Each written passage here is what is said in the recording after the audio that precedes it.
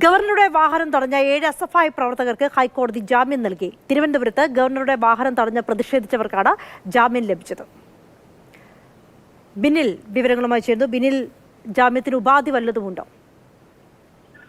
കർശനമായ ഉപാധികളോടുകൂടിയാണ് ഹൈക്കോടതി ജാമ്യം അനുവദിച്ചിരിക്കുന്നത്. ഈ കേസിലെ പ്രതികളുടെ രക്ഷകർത്താവായിരിക്കണം ഒരു ജാമ്യക്കാരനായി കോടതിയിൽ നിൽക്കേണ്ടത് എന്ന കാര്യം കോടതി വ്യക്തമാക്കിയിട്ടുണ്ട്. അതോടൊപ്പം തന്നെ 1 മാസത്തോളം ജയിലിൽ കഴിഞ്ഞ പ്രതികൾക്ക് ജില്ലാ ലീഗൽ സർവീസസ് അതോറിറ്റി വഴി കൗൺസിലിംഗ് നടത്താനും ഹൈക്കോടതി നിർദ്ദേശം നൽകിയിട്ടുണ്ട്. ഗവർണറുടെ വാഹനം തിരുവനന്തപുരത്ത് തടയുകയും അതിൽ നാശനഷ്ടം വരുത്തുകയും ചെയ്തു എന്ന കേസിലാണ് SFI പ്രവർത്തകർ കഴിഞ്ഞ 1 മാസത്തിലേറെയായി റിമാൻഡിൽ കഴിയുന്നത്. ആ SFI പ്രവർത്തകർക്കാണ് ഇപ്പോൾ ഹൈക്കോടതി ജാമ്യം അനുവദിച്ചിരിക്കുന്നത്. ഇവർക്ക് പഠനത്തിനുള്ള അവസരം ഒരുക്കുക എന്നത് തന്നെയാണ് കോടതി പ്രധാനമായും കണക്കിലെടുത്തിരിക്കുന്നത്. അതുകൊണ്ടാണ് പ്രതികൾക്ക് ഇപ്പോൾ ഹൈക്കോടതി ജാമ്യം അനുവദിച്ചിരിക്കുന്നത്.